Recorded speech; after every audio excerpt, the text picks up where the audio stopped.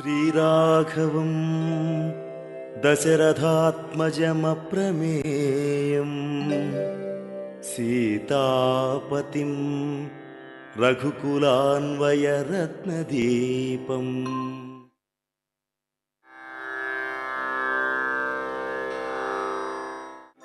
తతః ప్రీతమనాస్తేన విశ్వస్తః స మహాకపిః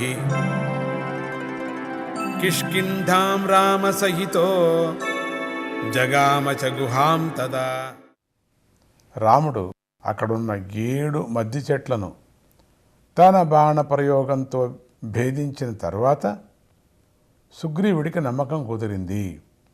తనకు రాజ్యం లభిస్తుందని అతడు సంతోషించి రాముడి వెంటబెట్టుకొని గుహలాగా ఉన్న కిష్కిందా పట్టణానికి వెళ్ళాడని తాత్పర్యం. ఇక్కడ శ్రీరాముడు ఒకే బాణంతో 7 మద్ది చెట్లను కూల్చాడని చెప్పుకున్నాం కదా. రామబాణం యొక్క ప్రభావం తెలుసుకున్నాం.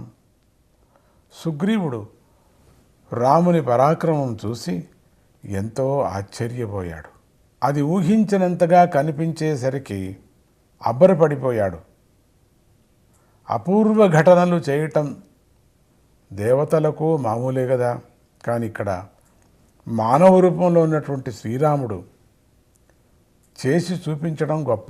రాముడు దేవతలకు మించిన శౌర్యాన్ని చూపించినందుకు తన స్నేహితుడైనందుకు కూడా సుగ్రీవుడు ఉబ్బిపోయాడు. సంతోషాన్ని పట్టలేకపోయాడు. అది అద్భుతమైన దృశ్యము. తన మెడలోని ఆభరణాలన్నీ నేలకు తగిలేటట్లుగా నేల మీద పడుకొని సాష్టాంగ నమస్కారం చేశాడు. రామా, ముల్లోకాల్లోనూ నీలాగా ఎవరు కూడా బాణాన్ని ప్రయోగించలేరు. నువ్వు గొప్ప ధనుర్ధారివి, పురుషులలో గొప్పవాడివి. అస్త్రాలన్నిటినీ ప్రయోగించటంలోనూ ఉపసంహారం చేయటంలోనూ నువ్వు సమర్థుడివి, నైపుణ్యం గల నేర్పు గలవాడివి. ఇంద్రుడితో కలిసి దేవతలందరూ యుద్ధానికి వచ్చినా కూడా నువ్వు బెదరవు.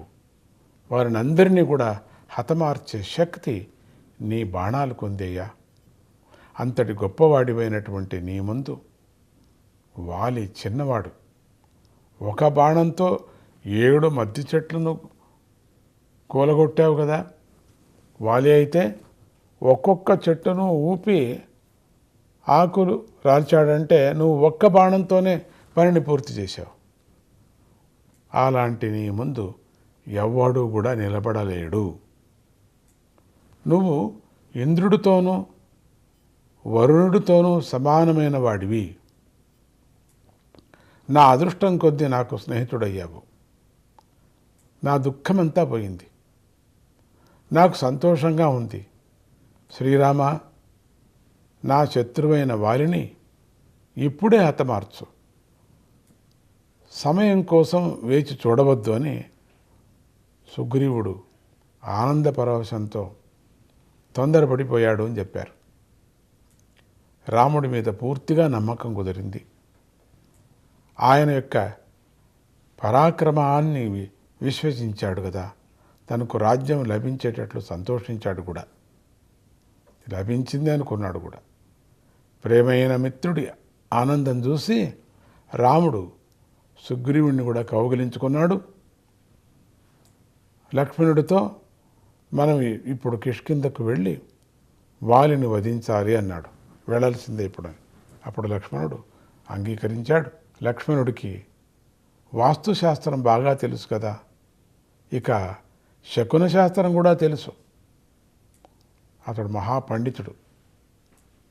ఎన్నో సందర్భాల్లో శకునాలను బట్టి ఎలాంటి ఆపద రాబోతుందో ముందుగానే తెలుసుకొని రాముడు చెప్పాడు. అందుకే రాముడు ఏ పని చేసినా లక్ష్మణుని సంప్రదించేసేటువంటి వాడు. లక్ష్మణుడు లేకోకుండా ఎక్కడికి కూడా వెళ్ళేవాడు కాదు. రాముడు సుగ్రీవుడితో నువ్వు ముందు వెళ్ళు, మేము వెనక వస్తాము. కిష్కిందకు వెళ్ళిన తర్వాత నిన్ను బాధ పెట్టిన మీ అన్నను యుద్ధం చేయటానికి రమ్మని పిలువు అన్నాడు. అందరూ కిష్కిందకు వెళ్ళారు. ఆ నగరానికి వెలుపల ఒక భయంకరమైన అరణ్యం ఉంది. రామలక్ష్మణులు ఒక చెట్టు చాటు నిలబడ్డారు. సుగ్రీవుడు వాలిని పిలవటానికి సిద్ధమయ్యాడు, పిలుస్తూ ఉన్నాడు. ముందు ఏమవుతుందో చూస్తున్నాం. ఓం సీతారామాభ్యాం నమః.